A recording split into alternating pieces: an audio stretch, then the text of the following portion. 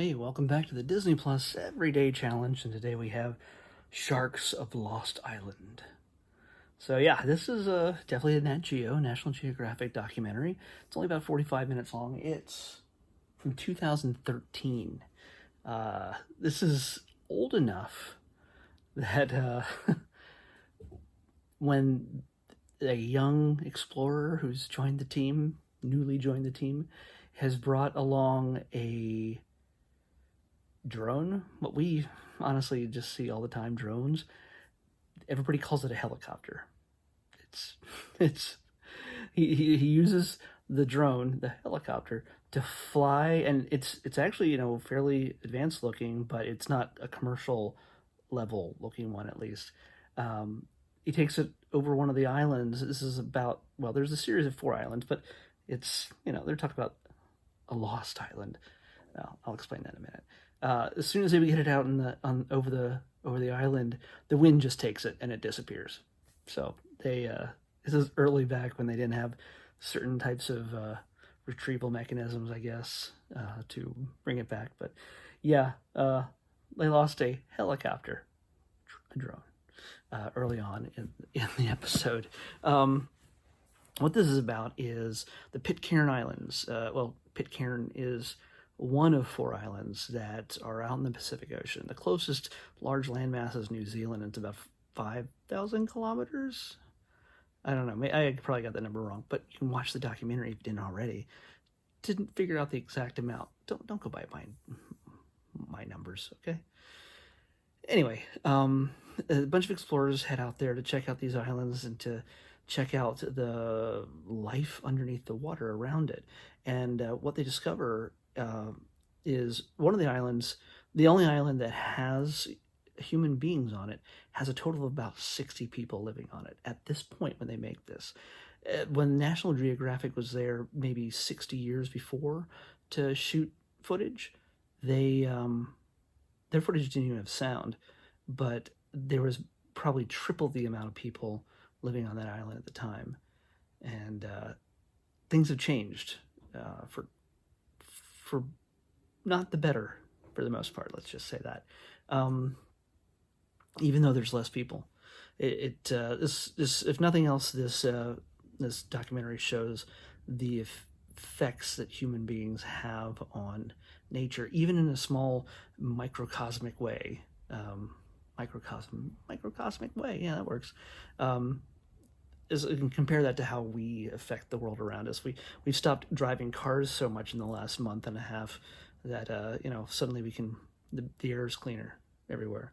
In this little example, in this faraway, remote place, the biggest threat to the environment there is fishing, and the number of fishermen from a cluster of islands, small islands, I can't remember what they were, that are definitely not New Zealand, but close enough to one of the islands that is not inhabited, has been fished to the point where there are no sharks, as compared to Pitcairn and some of the others. One of the others that are further away, there's a vibrant, strong amount of coral reef, plural, and sharks, and just so many different types of fish. It's booming. Yes, so you do get to see sharks. This is unfortunately, this is not just about sharks.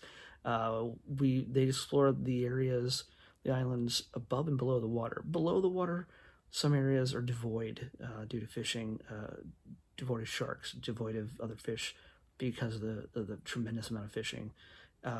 In some areas, they take a camera down to some of the deepest parts of the ocean in that area that has ever gone in that area, and they just leave it alone and let it film, and then they bring it back up, and they all sit around with beers and just watch the video for a couple hours to see what they can see. And they see some sharks and some other fish they've never seen before, and how they look at how they move and how they react to the camera that's down there. Yeah, it's a very brief documentary that just shows the effects that people can have on some pristine places. One of the most interesting things about this is the people are all descendants of the mutineers of the HMS Bounty. Should have led with that. It's kind of cool. They're not really the focus of it, but what it turns out is that these explorers from National Geographic and scientists, they see how man has been messing with things, and when it comes down to one guy is exploring above ground, and he finds just garbage, just tons of garbage embedded in the sand for as far as he can see, and just shows that people had shown up there and just tore up the place and left everything behind just because they could. And other things that there are rats infesting one of the islands, which shouldn't be a thing, but of course, obviously, man brought it there. They're not like they're going to swim across the ocean on their own. They had set out to poison the rats many years ago, and they came back to see if it worked.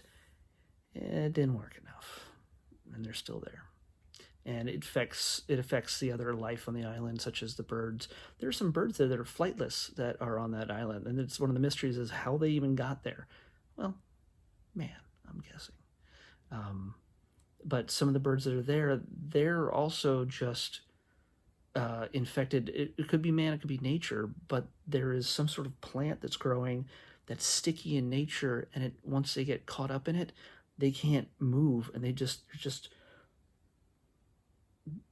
piles of just dead birds along the beach as a result. So there's all sorts of crazy stuff going on in this thing. It's not just about sharks, and there's no Lost Island. They know where this island is, and they probably used this title back in the time when Lost was on the air, and yeah, so all that mystery, to make it more exciting, and sharks are always exciting, so it made people maybe want to watch. But yeah, it's not terribly exciting, but it shows some people living in a remote land, in a remote part of the world, and seeing their struggles to, maintain their society as the young people move away for more opportunities on mainland areas in different parts of the world.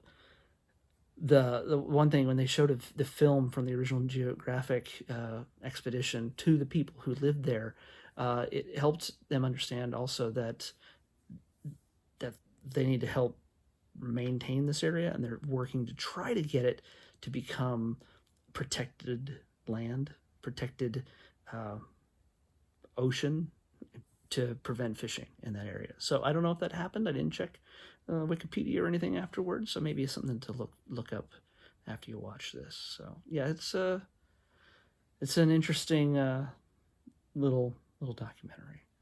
It's not the most thrilling thing. It does have beautiful shots of fish and sharks and stuff, but it's also got birds and rats and people.